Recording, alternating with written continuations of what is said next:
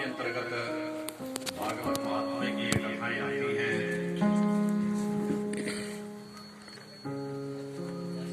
व्यास जी महाराज ने महात्म्य की इन कथा का श्रवण करवाने से पूर्व पहले मंगलाचरण किया है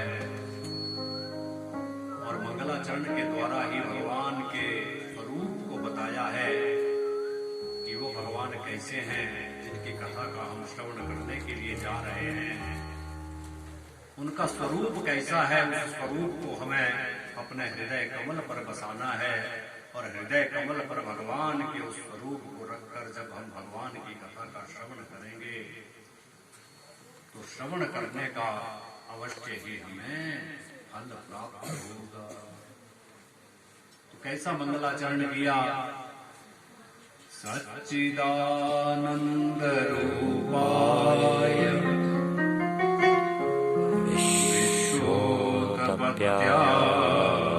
विश्वोत्पत्त्यादिहेतवे तापत्रय विनाशाय श्रीकृष्णाय वयं नमः। व्यास जी कहते हैं कि सत्य, चित्त और आनंद ये भगवान का स्वरूप है। ऐसे सच्चिदानंद रूप भगवान इस विश्व को पैदा भी करते हैं, उसका पालन भी करते हैं और अंत में उसका संहार भी किया करते हैं।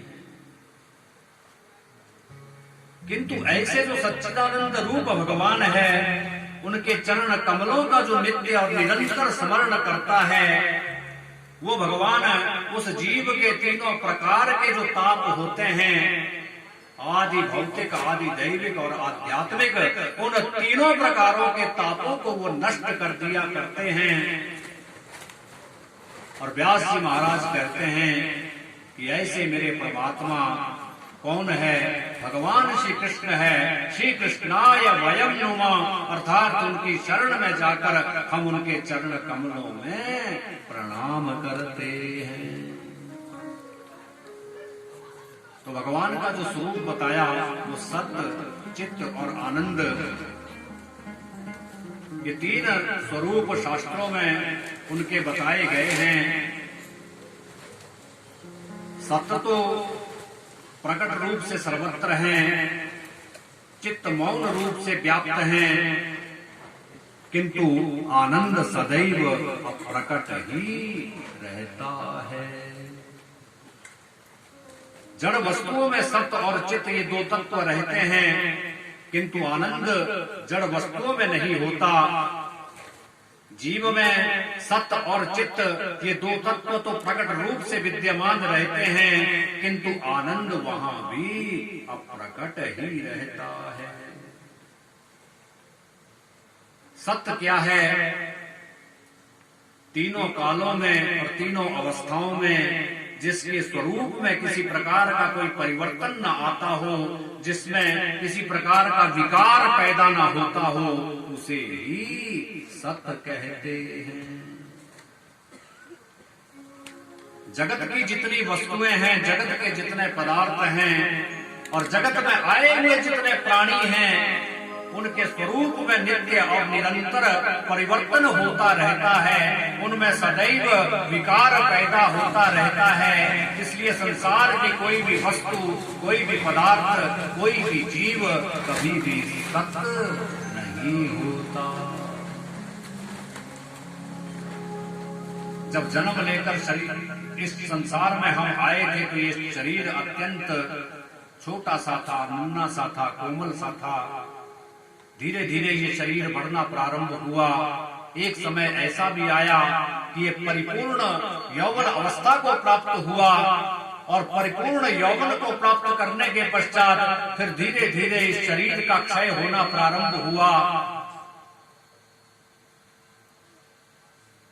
बाल काले से सफेद हो गए, दांत गिर गए, आंखों से दिखना भी कम हो गया, सारी की सारी इंद्रियां अवस्था के अनुसार क्षीण होती चली जाती है और एक समय ऐसा भी आता है जब राम नाम ही सत्य हो जाती है। बोल वृंदावन बिहारी लाल। ये शरीर में होने वाला जो परिवर्तन है यही असत्य का सूचक है। सत्य तो केवल मात्र आत्मा और परमात्मा ही होते हैं, क्योंकि परमात्मा का अंश ही आत्मा है। अंशी के जो जितने गुणधर्म होते हैं वो बीज रूप से अंश में भी व्याप्त होते हैं। संत कहते हैं कि सत्स्वरूप परमात्मा को कैसे प्राप्त किया जाए। वास्तव में सत्य का स्थूल रूप ही सत्य है, अर्थात जो मनुष्य मन, कर्म और वचन से सत्य का पालन करता हो,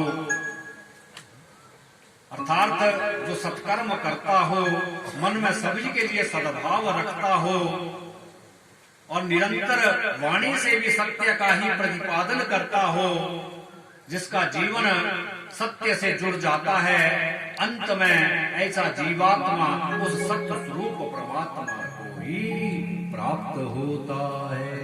बोल वृंदावन बिहारी लाल की जय। चित्त कहते हैं ज्ञान को। जिस प्रकार परमात्मा नित्य है उसी प्रकार से ज्ञान भी नित्य होता है। इसीलिए तो शास्त्र कहता है कि अंत में जो टिकता है उसे ज्ञान कहते हैं, और जगत के न रहने पर भी जो रहने वाला है उसे ईश्वर कहते हैं। इसलिए ज्ञान और ईश्वर में तनिक सा भी भेद नहीं होता। परंतु ज्ञान संसार में किसको प्राप्त होता है? भगवान श्री कृष्ण अर्जुन से कहते हैं, श्रद्धावान लभते ज्ञानम तत्परः संयतेन्द्रियः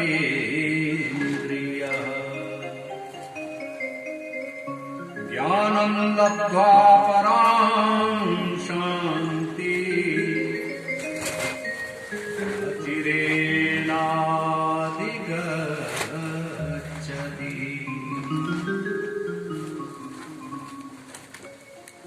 ज्ञान किसको प्राप्त होता है? उस ज्ञान को प्राप्त करने की यही शर्त है कि श्रद्धा हृदय में रहनी चाहिए। श्रद्धावान लभते ज्ञानम, जिसके हृदय में श्रद्धा है वही ज्ञान को प्राप्त कर सकता है। और श्रद्धा के साथ साथ जो मनुष्य अपनी इंद्रियों को संयम में रखकर निरंतर अपनी श्रद्धा ईश्वर में लगाए रखता है, ऐसा मनुष्य तो ज्ञान को शीघ्र ही प्राप्त कर जाता है और परम शांति को भी प्राप्त कर जाता है। बोल वृंदावन बिहारी लाल की। और तीसरा तत्व है आनंद। आनंद मनुष्य के भीतर ही विद्यमान है, परंतु संसार में आया हुआ मनुष्य उस आनंद को बाहर बाहर खोजता है, संसार की वस्तुओं में खोजता है, किंतु संसार की जड़ वस्तुओं में कभी भी आनंद नहीं हुआ करता।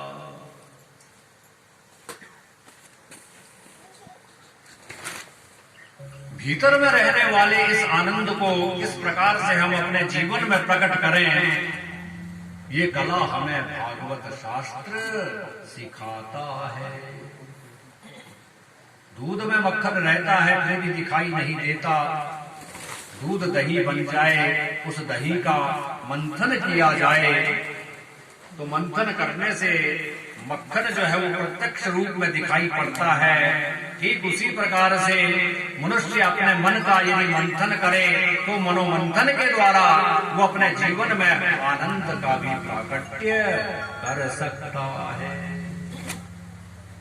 जिस प्रकार दूध में व्याप्त मक्खन का हमें अनुभव नहीं हो पाता, ठीक उसी प्रकार से संपूर्ण जगत के प्राणी पदार्थों में जो व्याप्त परमात्मा है उसका भी हमें अनुभव नहीं हो पाता। क्योंकि आनंद जो है वो ज्ञान के सापेक्ष हुआ करता है। आनंद तो निरंतर आता रहता है, किंतु पास में ज्ञान न होने के कारण वो उस आनंद को हम नहीं टिका पाते। यदि मनुष्य को आनंदमय होना है तो फिर उसे सच्चिदानंद रूप परमात्मा के चरणों की शरण ग्रहण करनी ही पड़ेगी। बोल वृंदावन बिहारी लाल की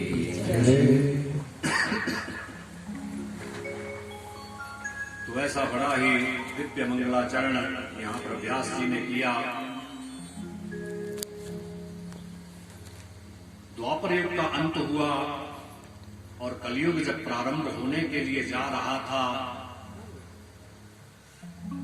तो शौनकादि ऋषि ये सोच करके ये कलिकाल को हमारे मन को कलुषित करने वाला है, कहीं हमारा ये मन